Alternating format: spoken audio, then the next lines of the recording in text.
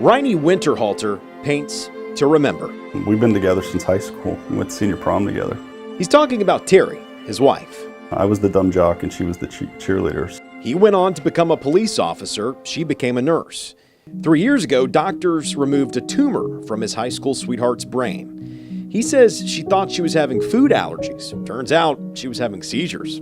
After the surgery, he says she wasn't the same. All those prayers for the surgery, and then she's kind of slipping away on us, and it was pretty scary. It got scarier. About 8 months after the surgery, Riney says his wife spent her days depressed, confused, barely able to function. She managed to work, but then one day she came home, went to bed, and didn't wake up. She was rushed to Conway Medical Center where she worked, then was taken to MUSC, and the news wasn't good. The opinion was that if she did wake up, there would be very little function, and there was a very slight chance that she would wake up to begin with. Remember Terry's tumor? Well, after it was removed, doctors said a seizure lasting more than a few minutes could damage her brain.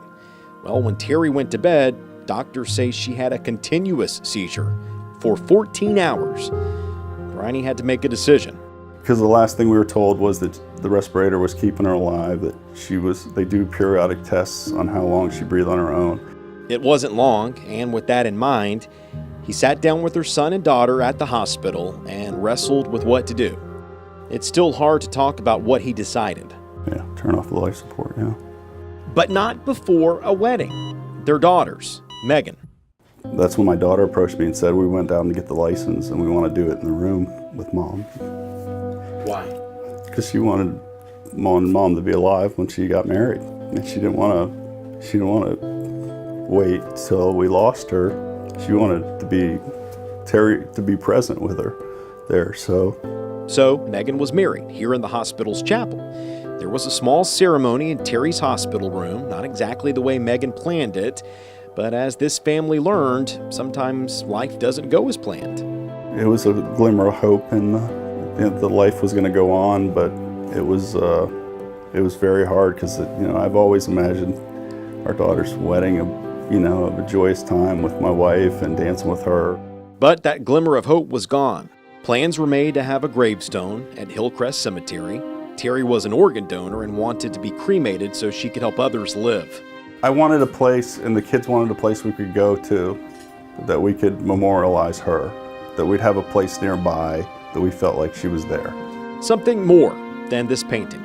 Making that decision about turning off the machine is the hardest decision. I wish that on nobody, because there's so many questions in your mind about whether people are, if you're getting good medical advice, which I was there, but the feeling was, did I give her enough time? If I gave her more time, or is this just for us? The day of the eclipse, Riney made the decision to pull the plug. He'd give it 2 more days, the day after his son's birthday. Both kids broke down, left the hospital room. It was just Terry and Riney. At that point, I really felt the Lord prompted me to talk to Terry. I was alone with her, and this would probably be the last time I would be alone with her. So I leaned over her bed and just leaned into her ear, and I told her how much I loved her and that it would be okay. I believed that she was with Jesus already, and that I would be with her again someday, and that I would take care of the kids and take care of her family, and I would do everything I could. The eclipse wasn't the only strange thing that happened that day. As I leaned back, her eye opened up, her left eye opened up. And they had told me that people that are in that state, sometimes they have reflexes, sometimes their bodies jerk or their eyes open, and they said don't be concerned about that. That's just their body reflexes that's just nerves firing. That's not brain activity. That's what doctors said, but Riney says that's not what God said. Terry's eyes, the ones he'd been painting, didn't just open, they followed his. And I ran out of the room and I grabbed the nurse and I said, I think she's awake. And he was very professional, was a great guy, and he said, it's okay, sometimes people open up their eyes. And he walked in and he grabbed her hands, and neurological, they yell at you and they put you in pain and just to try to get you to react. And she had closed her eye, and he grabbed her hands. Her hands were up and by her chest, and he yelled, "Terry, Terry," and she opened her eye again. And he said, "If you can hear me, squeeze my hands." And she squeezed his hands. Terry was alive. But how? I said, "What's going on?" And he pointed at the ceiling, and he just kept pointing at the ceiling, like, and I ran over and grabbed her hands. He said, "Don't let go of her. Don't let go of her. Just keep looking at her. Keep talking to her. I got to go get the doctor." Riney never let go. He may have decided to pull the plug, but he says God decided he wouldn't have to. Problem was, Terry wasn't fully awake. Know the old saying, there's nothing like a mother's love? A son will outgrow a mother's lap, but never her heart. By this time, my son and his girlfriend came back and ran back into the room, and I said, she's looking at us. And I said, don't let go, don't let go of her hand. So he grabbed her hand, and he kept putting his head on her chest because she couldn't really move her head at the time. She was just moving her eye and looking at him, and he just kept putting his head right in front of her, and they kept looking back and forth.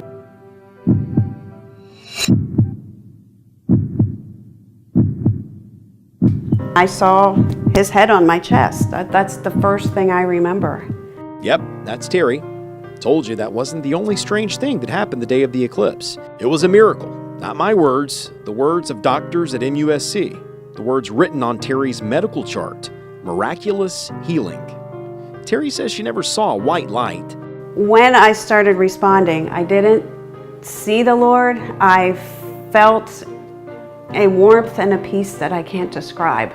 She says she went from feeling dead for almost a year to feeling alive, really alive. Today, she's fully healed. I have absolutely no fear of dying. I know lately going to funerals has a whole different meaning to me because I know that there is such a wonderful, I got a glimpse of that feeling. On a day she missed, a glimpse of an eclipse. But she doesn't mind. She says she got a glimpse of something else that was out of this world that day. Heaven. There were just so many prayers, and I just feel like that God just wanted to show everyone that He is capable of healing and miracles, and there's no such thing as no hope. Riney Winterhalter paints to remember. Remember that hope. I share my story. You can argue, people can argue even with the word in the Bible, the word of God that's written in the Bible, but they can't argue with what happened to me. And it's absolutely unexplainable. Only if you don't believe. And if you don't, Riney will paint it out for you. Terry will just tell you. She's a walking, talking miracle. Because there was no other explanation.